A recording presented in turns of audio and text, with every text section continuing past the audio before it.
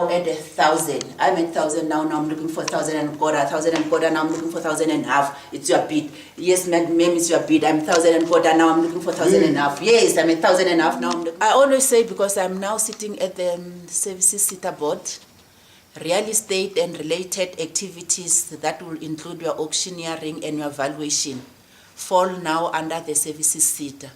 So I even went out to them and saying that, why don't you have a career guidance for maybe your grade 11 and your grade 12, so that they will be aware that there is this skill that they can do outside your TVET and your universities. Actually, you'll find a lot of auctioneers, black auctioneers, starting their own company, but they don't normally last that long, because this industry, to get work, it's so difficult. I'm telling you to, sometimes you'll be on the panel of these big departments, but as they will appoint you as a black woman in auctioneering, but for that period that you are on their panel, you don't even get work. Some big companies will get work, but you as a small company, you end up not getting that chance to prove yourself that you can provide that service. I'll say for now, I'm getting support from municipalities and government department, but I'm not getting work from the banks. We've tried some different banks, but we are not winning. So my core business now is just selling for municipalities,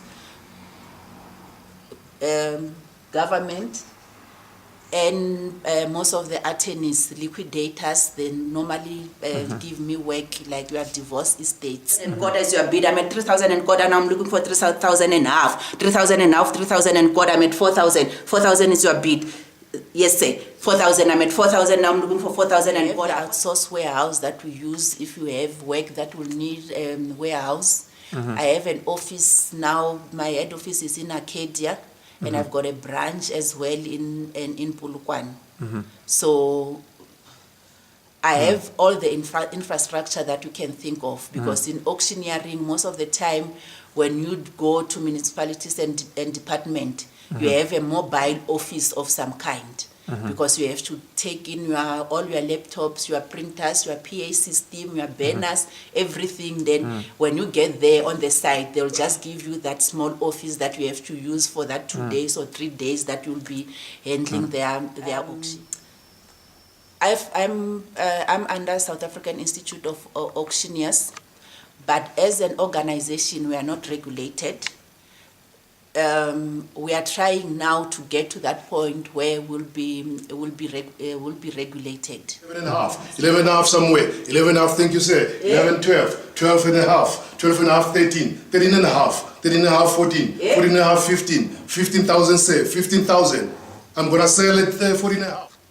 With the track record that we have, you know, anyone can come to us. We will do the job exactly as the big companies are looking for. So our track record since 2010, in all the clients that we dealt with, most of them, they will tell you that from their reserve price that they were looking for will normally double, and they will again come back to us and saying that, you know what, here's the reference letter, the one that you can take it wherever, saying that how professional you are on doing what you do. I'm saying that if the auctioneering industry will be regulated, that means even the commission-wise, all of us will be like fair on the commission. There won't be this auctioneer that will be charging 50%, then there will be this one that will be charging 5%. The commission that will charge for the sellers, it will be a norm that you will charge so much, therefore the work will share. Because remember, when you are regulated, you have to do everything according to the book. And some of them, they don't work according to the book, and they know that is this toothless organization that won't put pressure on them. But the minute we are regulated is then that will fight for those ones that they are not doing the right. Fraudulent, bribery, because if someone will know that they will lose their certificate when they've done bribery and all those things, I think maybe they'll stop doing all those things. But now if they know that no one is regulating them, then now that's the challenge.